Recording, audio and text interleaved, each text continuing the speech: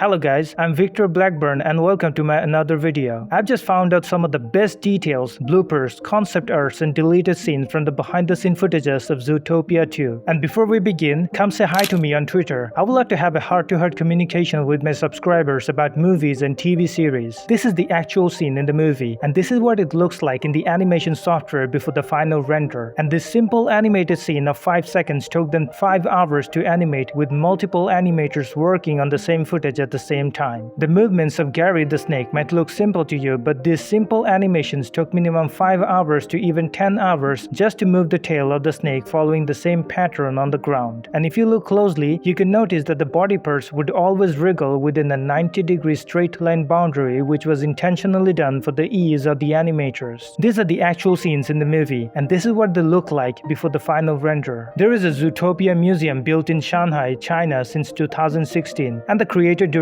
has taken some of the ideas and infrastructures from that museum to Zootopia 2. For example, this sheep parlor was taken from the museum. This giant gym for the giraffes was also taken from the same museum. The movie has gone real hardcore with the animation activities. The movie has introduced 285 different creatures from the beginning to the end. And one of the shots in the movie includes 1,500 animals all together in the same frame for a few seconds. And they were probably talking about this specific scene in the movie. Actor Jason Bateman played the voice actor of Nick Wilde. All of his co-actors in the studio have admitted that, just like Nick, this dude is also very sarcastic and witty by nature. Jason even went on to say that he emotionally connects with Nick the most compared to every other character in the movie. And just like Robert Downey Jr. was the best cast for Tony Stark, I believe that he was also the best cast for playing Nick Wilde. Something similar also happened in the case of actor Ke Huy Quan. He played the voice actor of Gary the snake, and the surprising thing is that he always had a deep passion and interest for learning about snakes. He even used to have a corn snake at home as a pet. This is one of the funniest moments in the Marsh Market.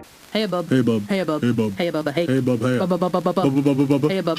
Hey bub. Hey bub. Hey bub. Hey bub. Bubby bub. Hey bub. Hey bub. Hey bub bub. Hey bub. And this is what it sounds like behind the camera. Hey bub. Hey bub. Hey bub. Hey bub. Hey bub. Bub bub. Hey Bub bub. bub. Bub. Hey bub. Hey bub. Hey. Hey bub. Bub bubby bub. And now we leave town. There is another example of the city mayor wind dancer. You say justice is dead. I say. You say justice is dead. I say. In the movie, there was a scene where an elephant blows a squirrel to the sky through the saxophone.